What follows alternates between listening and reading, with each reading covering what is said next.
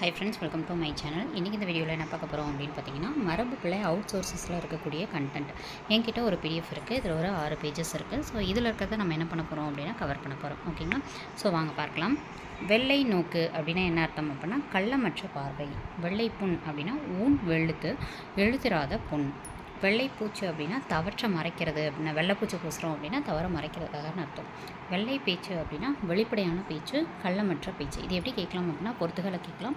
இல்லை அப்படின்னா டேரெக்டாக இப்போ வெள்ளை பேச்சு அப்படின்றத கொடுத்துட்டு அதுக்கான மரபு பிள்ளை என்ன, அதாவது மரபு பொருள் என்ன அப்படின்லாம் கேட்கலாம். ஓகேங்களா?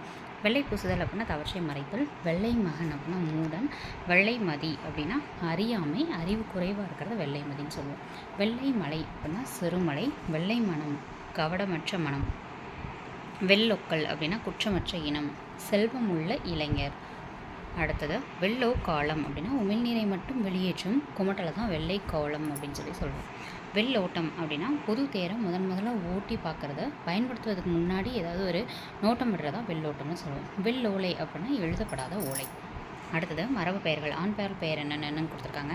யானை களிறு, பன்றி களிறுன்னு சொல்லுவோம். குரங்கு கடுவன், திம்மன் அப்படின்ற 2 பேரில் சொல்லுவோம். எருமைக்கு வந்து கண்டின்னு சொல்லுவோம். பன்றிக்கு வந்து கேளல்.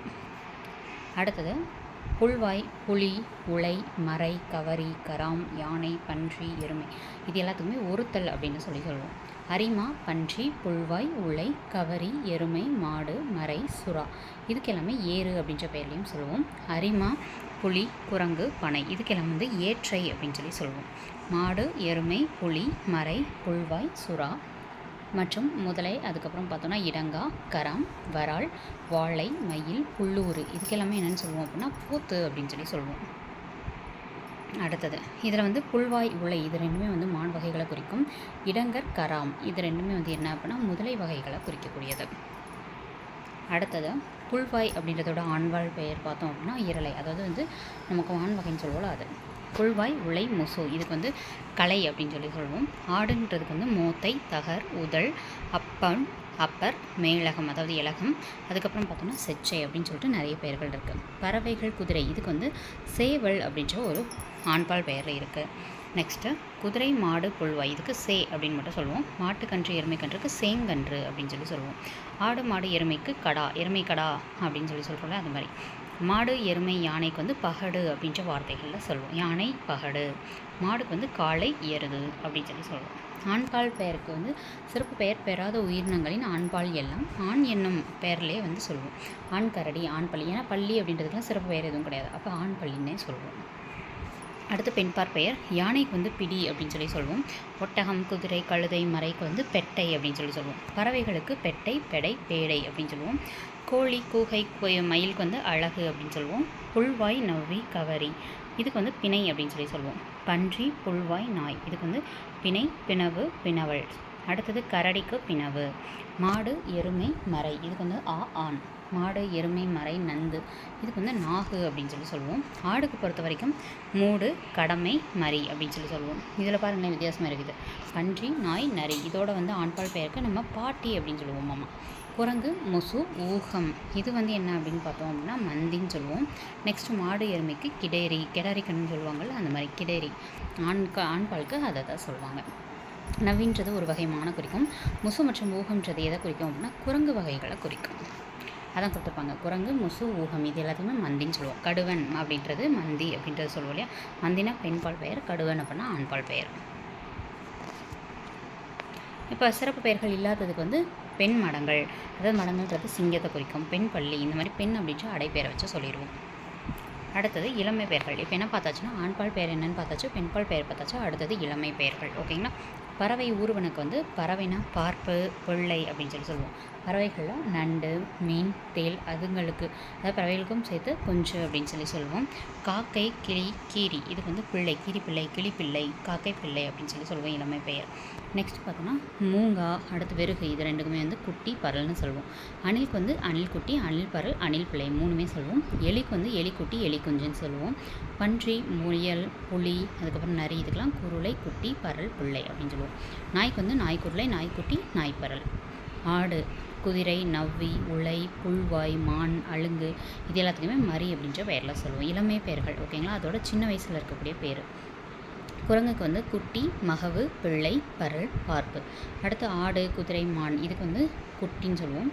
யானை, குதிரை, கழுதை, கடமை, ஆண், எருமை, மறை, கவரி, கராம், ஒட்டகம். கவராம்லாம் இதில் என்னன்றது இப்போ தான் மேலே முதலை வகைகள் இதெல்லாம் பார்த்தோம். ஸோ ஒட்டகம் இதுக்கெல்லாம் கன்றுன்னு சொல்லுவோம். யானை, ஆ, எருமை, கடமை, மறை, குரங்கு, முசு, ஊகம், இதுக்கு எல்லாமே வந்து குளவி. ஓகேங்களா. ஸோ அடுத்தது அரிமா, ஓனாய், இதுக்கு வந்து என்ன சொல்லுவோம்னா குருளை, குட்டின்னு சொல்லுவோம். மாந்தனுக்கு வந்து குளவி, மகவு, பிள்ளை, சேய், குழந்தை, பாப்பா. ஓகேவா. ஸோ இது மாந்தனா மனிதர்களை குறிக்கும், அவங்களோட இளமை பெயர்களை கொடுத்துருப்பாங்க. ஆளி அப்படின்னா அணங்குன்னு சொல்லுவோம். யானைக்கு வந்து கயந்தலை, களபம், கன்று. கரடிக்கு வந்து குடாவடி, குட்டி. அடுத்து காசரை, அதாவது கஸ்தூரி மாவனு, அதோட இளமை பெயர்களுக்கு கருன்னு சொல்லுவோம். அடுத்து பார்க்கலாம். நாவி அப்படின்னா புனுகு, பூனைன்னு சொல்லுவோம். அதுக்கு வந்து நாகு, பிள்ளை. அடுத்தது உடும்பு, ஓணான். அதுக்கப்புறம் பார்த்தோம் உடும்பு, ஓணான், பாம்பு, இதுக்கெல்லாம் வந்து குட்டி. உடும்பு குட்டி, ஓணான் குட்டி, பாம்பு குட்டி. அடுத்து மாட்டுக்கன்று, எருமை கன்று. பூனை குட்டி, வவ்வால் குட்டி. பெயினுக்கு வந்து செல் அப்படின்னு சொல்லி கொடுத்துருப்பாங்க. அது என்ன செல்னான்னு தெரில, செக் பண்ணிக்கோங்க. பயிர்கள், செடிகள் வந்து நாற்றுன்னு சொல்லுவோம். மரங்களுக்கு கன்றுன்னு சொல்லுவோம். தென்னைக்கு வந்து பிள்ளைன்னு சொல்லுவோம். பொதுவாக முட்டையிடுபவற்றின் இளமை பெயர்கள் குஞ்சு என்பதும், நேரடியாக ஈனுபவற்று வந்து இளமை பெயர் குட்டி அப்படின்றதும் பொருத்தமாக கொடுத்துருப்பாங்க. பிள்ளைக்குட்டி, கடைக்குட்டி முதலிய வழக்குகளில் குட்டி அப்படின்றது வந்து பெயர் மக்களுக்கும் வந்து பொருத்தமானதாக இருக்கும். சில உயிரினங்களின் இளமை பெயர்கள் ஏதேனும் ஓர் அடைமொழி பெற்ற பொது பெயராகவே வழங்கும். நரிக்கெளிறு, அரைத்தவளை, குட்டி விழா, அதுக்கப்புறம் பிள்ளை விழாத்தி, இந்த மாதிரி. அடுத்தது இப்போ பார்க்க போகிறது சினைப்பெயர். என்னென்ன முடிச்சிருக்கோம்? ஆண்பால் பெயர், பெண்பால் பெயர், இளமை பெயர்கள் முடிச்சிருக்கோம். இப்போ சினைப்பெயர் வந்து பார்க்க போகிறோம். பார்க்கலாமா? தென்னை ஓலை, பனை ஓலை, சோளம், கரும்பு, இது ரெண்டுக்கும் தோகைன்னு சொல்லுவோம். நெல்தாள், புல்தாள். அடுத்தது வாழை இலை, மா இலை. தென்னை குறும்பை, பனை குறும்பைன்னு சொல்லுவோம். மாவடு, பலாமூசு, வாழை கச்சல். அடுத்தது வந்து மிளகாய்க்கும் கத்திரியோட விதைன்னு சொல்லுவோம். நெல்லுக்கும் சோளமுக்கும் மணின்னு சொல்லுவோம். ஆமணக்கு, வேம்பு, இதுக்கெல்லாம் வந்து முத்துன்னு சொல்லுவோம். பலா, மாக, இதுக்கெல்லாம் வந்து கொட்டைன்னு சொல்லுவோம். அடுத்து உள்ளீட்டு பெயர்கள் என்னென்னு பார்க்கலாம். நெல் கம்பு வந்து என்னன்னு சொல்லுவோம்? அரிசி, அதுலேருந்து வரதை. அவரை துவரைக்கு வந்து அவரைப்பருப்பு, துவரப்பருப்புன்னு சொல்லுவோம். அடுத்து துவரம்பருப்பு இப்படிலாம் சொல்லுவோம். வாழை மா, இதுக்கு வந்து சதைன்னு சொல்லுவோம். அடுத்து பலா, சீத்தாப்பழம், இதில் இருக்குல்ல, அதுலெல்லாம் வந்து சுளா அப்படின்னு சொல்லுவோம். முருங்கை கற்றாழைக்கு வந்து சோறு, முருங்கைச்சோறு, கற்றாழை சோறு அப்படின்னு சொல்லுவோம். அடுத்தது தலைப்பெயர்கள் கொடுத்துருக்காங்க. குலைப்பெயர்கள் கொடுத்துருக்காங்க. மாங்கொத்து, புளிக்கொத்து அப்படின்னு சொல்லுவோம். முந்திரிக்கு வந்து முந்திரிக்கொலை, ஈந்துக்குலை அப்படின்னு சொல்லுவோம். அடுத்தது இதில் வந்து வாழை, நெல், சோளம், இதுக்கெல்லாம் வந்து வாழைக்கதிர், நெல்லுக்கதிர், அதுக்கப்புறம் சோளக்கதிர், நெற்கதிர், சோளக்கதிர், இந்த மாதிரி சொல்லுவோம். ஓகேங்களா. ஸோ இது மாதிரி தான் மற்ற மரபு பெயர்களும் கொடுப்பாங்க. அடுத்தது ஆடை அணி பெயர்கள். வேட்டி அப்படின்றது ஆடவருக்குரியது. ஆடவர்களுக்குரியது என்னென்னு பாருங்களேன். வேட்டி, ஏத்தாப்பு ப்ளஸ் கடுக்கன், கழல், இது எல்லாமே. பெண்களுக்கு சேலை, புடவை, மாறாப்பு, அதாவது மாரியாப்பு, கம்மல், சிலம்பு, இது எல்லாமே சொல்லுவாங்க. ஏத்தாப்புன்றது வித்தியாசமாக இருக்குது, பார்த்துக்கோங்க. அடுத்து மேய்ப்பெண் பெயர், அதாவது விலங்குகள் என்ன, அதை மேய்க்கிறவங்க பெயர் என்னென்ன. ஆடு அப்படின்னா இடையன், ஆட்டுக்காரன். மாடு இடையன், மாட்டுக்காரன். குதிரை பாகன், தோட்டி. யானை பாகன்னு சொல்லுவோம். குதிரைக்கு வந்து தோட்டின்றது வித்தியாசமாக இருக்குது, பார்த்துக்கோங்க. பிற விலங்குகளின் மேய்ப்பரை குறித்ததற்கு விலங்கு பெயருடன் காரன் என்னும் பின்னொட்டையாவது மேய்ச்சி என்னும் பெயரையாவது சேர்த்து கொள்ள வேண்டும். மேய்க்கிற குறிக்கிறதுக்கு பன்றிக்காரன், பன்றி மேய்ச்சி, இந்த மாதிரி வந்து சொல்லணும். அடுத்தது வினைச்சொல் பற்றி கொடுத்துருப்பாங்க. இசைக்கருவிகளை பற்றி கொடுத்துருக்காங்க. தோல் கருவிகள், கஞ்சிரா தட்டினர். அடுத்த மதங்கம், அதாவது மிருதங்கம் அப்படின்றதோட இன்னொரு பெயர். அதாவது தோற்கருவிகளை வந்து என்னென்னு சொல்லுவாங்களா? கஞ்சிரா தட்டினர். இதே மிருதங்கம் இருந்தால் தட்டினார் அப்படின்னு சொல்லணுமா. தவளை இருந்தால் தவளை அடித்தார் அப்படின்னு சொல்லணுமா. பறை அறைந்தார், பறையை வந்து என்ன சொல்லணுமா? பறை அடிச்சிட்ருக்காங்கன்னு சொல்கிறதான் பறை அறைந்தார். தப்பு அடித்தார், முரசு அறைந்தார், கொட்டி கொட்டினார். அதாவது கொட்டுன்றது ஒரு விசைக்கருவி, அதை கொட்டினார்னு சொல்லணுமா. அப்போ பார்த்துக்கோங்க, ஒவ்வொன்றும் ஒவ்வொரு வித்தியாசமாக இருக்குது. அடுத்துளை கருவிகளில் பார்க்கலாம். இது பாருங்களேன், கஞ்சிரா தட்டினார். அதாவது கஞ்சிரான்றது ஒரு கருவி, அந்த கருவி தட்டினாங்கன்னு சொல்லணுமா. அடுத்து பார்க்கலாம். குழல் ஊதினார், நாதசுரம் ஊதினார், இசைத்தார், ரெண்டுமே வரும். சங்கு வந்து ஊதினார், வாய் வைத்தார், குறித்தார். கொம்பு வந்து ஊதினார், வாய் வைத்தார், குறித்தார். கொம்புன்றது ஊதினார் வருதுன்றதை பார்த்து வச்சுக்கணும். ஓகேங்களா. ஸோ நரம்பு கருவியில் கிண்ணறி அப்படின்றது ஃபிடல், அதை வந்து என்னென்னு சொல்லணும்னா இழுத்தார். கிண்ணறி அப்படின்னா இழுத்தார்னு சொல்லணும், இசைத்தார்னு சொல்லலாம். எழுவினர் அப்படின்னும் சொல்லலாம். 3 விதமாக சொல்லலாம். யாழ் வந்து எழுவினார், உலாந்தார், முரண்சார், இசைத்தார், இந்த மாதிரி 4 சொல்லலாம்.